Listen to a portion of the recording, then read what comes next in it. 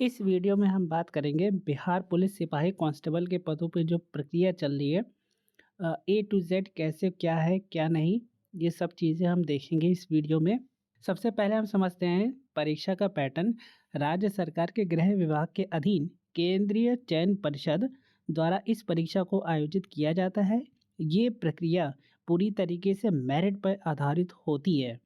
भर्ती प्रक्रिया में 4 प्रमुख चरण होते हैं। पहला चरण लिखित परीक्षा होती है। उसके पास करने के बाद दूसरे चरण में शारीरिक मापदंड और शारीरिक दक्षता परीक्षा के लिए बुलाया जाता है। तीसरे चरण में दस्तावेज का सत्यापन होगा और मेरिट सूची तैयार की जाएगी। आखिरी चरण में मेडिकल टेस्ट होगा और पुलिस का सत्यापन होगा। इसके बाद सफल उम्मीदवारों की आखिरी नियुक्ति दी जाएगी। यह ध्यान रखने वाली बात है कि लिखित परीक्षा में प्राप्त अंक अंतिम मेरिट में शामिल नहीं होते हैं। अंतिम चयन शारीरिक दक्षता परीक्षा के प्रदर्शन के आधार पर होती है। यह भर्ती का पहला चरण है जो कि लिखित परीक्षा है। ये 100 अंक का होगा। क्वालिफाइंग नेचर का होता है। उसमें उम्मीदवारों को न्यूनतम अंक प्राप्त करने होते हैं ताकि वे अगले चरण में बढ़ सकें। इसके तहत OMR शीट आधारित 100 अंकों की परीक्षा होती है। इसमें बहुविकल्पीय 100 सवाल होते हैं, यानी प्रत्येक सवाल 1 अंक का होता है। परीक्षा का टाइमिंग 2 घंटे का होता है। परीक्षा में हिंदी, अंग्रेजी, गणित, सामाजिक विज्ञान, विज्ञान, सामान्य ज्ञान एवं समसामयिक मामलों से संबंधित प्रश्न पूछे जाते हैं। सभी प्रश्न हिंदी और अंग्रेजी भाषा के होते हैं। प्रश्नों का स्तर बिहार विद्यालय परीक्षा समिति की 10वीं कक्षा अथवा उसके समकक्ष तैयार होता है। नेगेटिव मार्किंग नहीं होगी। लिखित परीक्षा में कम से कम 30% अंक प्राप्त करने ज़रूरी हैं। इसमें कम अंक पाने वाले अभ्यर्थी शारीरिक दक्षता परीक्षा के लिए असफल घोषित कर दिए जाते हैं। इसके बाद विषयवार सिलेबस देखें तो हिंदी में व्याकरण आता है, जैसे संधि, समास, अलंकार, वाक्य निर्माण, मुहावरे, लोकोक्तियाँ और अपठित गद्यांश। अंग्रेजी में बेसिक चीज़ें पूछी जाती है ग्रामर की, जैसे टेंस, आर्टिकल, प्रीपोजिशन। वोकैबुलरी में सिनोनिम्स, एंटोनियम्स। इसके अलावा गणित में अंक गणित जैसे प्रतिशत, लाभ, हानि, औसतम, समय और दूरी, बीजगणित और ज्योति समिति के बेसिक कॉन्सेप्ट मजबूत कर लेने चाहिए आपको। यह एक ऐसा विषय है जिसमें अच्छी तैयारी के लिए 100 अंक प्राप्त किए जा सकते हैं। इसके बाद सामाजिक विज्ञान है। इसमें इतिहास, जिसमें स्वतंत्रता संग्राम, प्राचीन भारत, भूगोल, भारत और बिहार का भूगोल, नागरिक शास्त्र, संविधान और पंचायती राज और अर्थशास्त्र, जिसमें बेसिक टॉपिक्स होंगे। विज्ञान में भौतिक, गति, बल, रसायन विज्ञान, रासायनिक अभिक्रिया और जीव विज्ञान, मानव शरीर के मूल प्रश्न पूछे जाते हैं। इसके अलावा सामान्य ज्ञान और समसामयिक मामलों में रोज़ अखबार पढ़े तो आपका अच्छा खासा तैयार हो जाएगा। राष्ट्रीय और अंतर्राष्ट्रीय स्तर के क्वेश्चन आते हैं, खेल जगत से पूछे जाते हैं, घटनाएं, पुरस्कार, बिहार और भारत से संबंधित घटनाएं पूछी जाती हैं। इसके लिए सबसे अच्छा टिप्स यही है कि मॉक टेस्ट को निरंतर देते रहें। पिछले 5 साल के प्रश्न पत्र को देखें और उनको हल करें। तीसरे चरण में दस्तावेज का सत्यापन होता है। फिलहाल तो अभी पहले चरण में ही हम हैं। इसमें नियमित मॉक टेस्ट देते रहें ताकि समय की सटीकता आप समझ सकें। 2 घंटे में 100 प्रश्न कैसे हल होंगे और उसका अभ्यास अच्छे से हो जाएगा। महत्वपूर्ण टॉपिक से संबंधित नोट्स बनाएं, जैसे फॉर्मूले, करंट अफेयर्स की तारीख अच्छे से नोट करें। कक्षा 6 से 10 तक की NCERT किताब को अच्छे से ध्यान से पढ़ें। प्रतिदिन 6 से 8 घंटा पढ़ाई का लक्ष्य रखें। समय हर एक के लिए निर्धारित करें। हर विषय के लिए समय सीमा निर्धारित कर लें। जिस विषय में कमज़ोर हो उस पर अतिरिक्त ध्यान दें। इसके लिए ग्रुप स्टडी की मदद ले सकते हैं। दूसरे चरण में शारीरिक दक्षता परीक्षा होती है। 100 अंकों की ये होती है। इसमें दौड़, ऊंची कूद, गोला फेंकना जैसे परीक्षा होती है। तीनों स्पर्धाओं को पास करना ज़रूरी होता है, नहीं तो असफल घोषित कर दिए जाएंगे। अंतिम मेरी सूची तीनों स्पर्धाओं को प्राप्त अंकों के आधार पर की जाती है। वहीं दौड़ में हम देखें तो अधिकतम 50 अंक निर्धारित किए गए हैं। पुरुषों के लिए 1.6 किलोमीटर की दौड़ है। अधिकतम 6 मिनट में पूरी करनी होगी।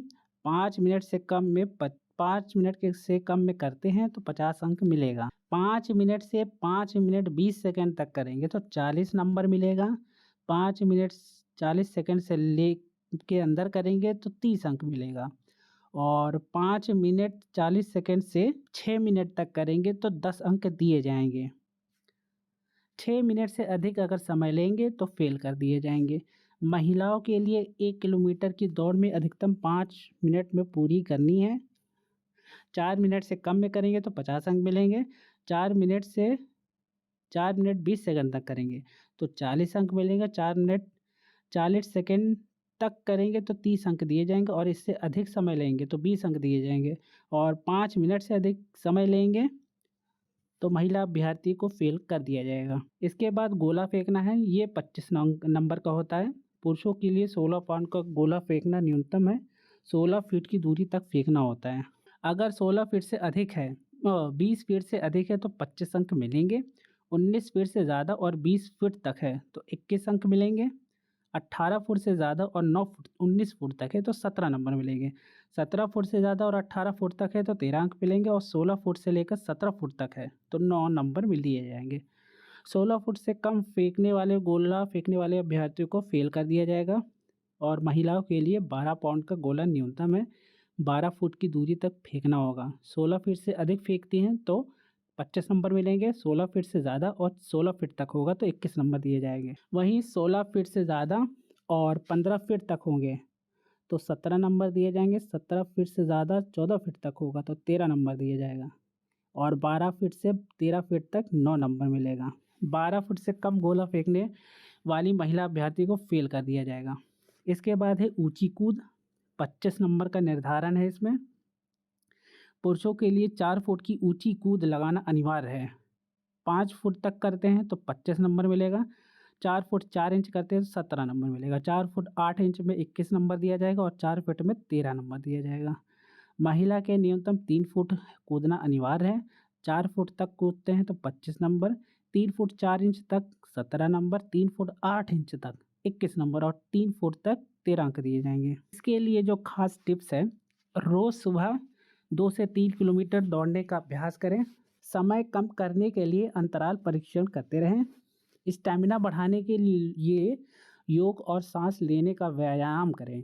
ऊंची कूद के लिए जंपिंग तकनीक का काम करें। रोज़ 10 से 15 मिनट तक 15 बार कूदने का अभ्यास करें।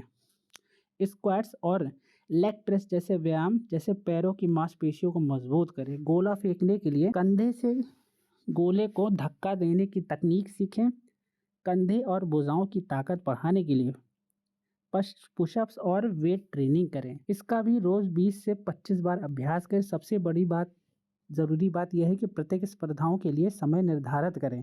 एक स्पर्धा के अभ्यास के बाद कुछ देर आराम करें। वहीं तीसरे चरण में दस्तावेज सत्यापन होगा। पीटी में सफल उम्मीदवारों को शैक्षणिक प्रमाण पत्र, पहचान पत्र, जाति प्रमाण पत्र और अन्य दस्तावेज की जांच की जाएगी। यह दस्तावेज शारीरिक दक्षता परीक्षा के दिन ही किया जाएगा, अथवा आवश्यकता के अनुसार इसके लिए अलग से तिथि निर्धारित की जाएगी। उस दिन अभ्यर्थियों को समय एवं स्थान पर सभी मूल प्रमाण पत्रों के साथ फोटोकॉपी कराकर और सेल्फ अटेस्ट करने के बाद उपस्थित होना होगा। जिन उम्मीदवारों के लिए दस्तावेज सही होंगे उनकी अंतिम मेरिट सूची बनाई जाएगी। उन्हें स्वास्थ्य परीक्षण से गुजरना होगा। चौथे चरण में स्वास्थ्य परीक्षण और पुलिस सत्यापन होगा। इस चरण में उम्मीदवार की दृष्टि, सुनने की क्षमता की जांच की जाएगी। मेडिकल टेस्ट में सफल होने वाले उम्मीदवार को चयन प्रक्रिया से, जो मेडिकल टेस्ट में असफल होंगे उन्हें चयन प्रक्रिया से बाहर किया जाएगा।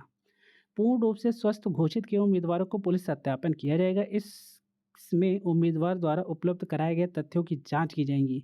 यदि कोई तथ्य असत्य पाया जाता है, गलत पाया जाता है तो उम्मीदवार को बाहर कर दिया जाएगा। पुलिस सत्यापन में सफल उम्मीदवारों को नियुक्ति पत्र सौंपे जाएंगे। चयनित उम्मीदवार को परिवीक्षा अवधि पूरी करनी पड़ सकती है।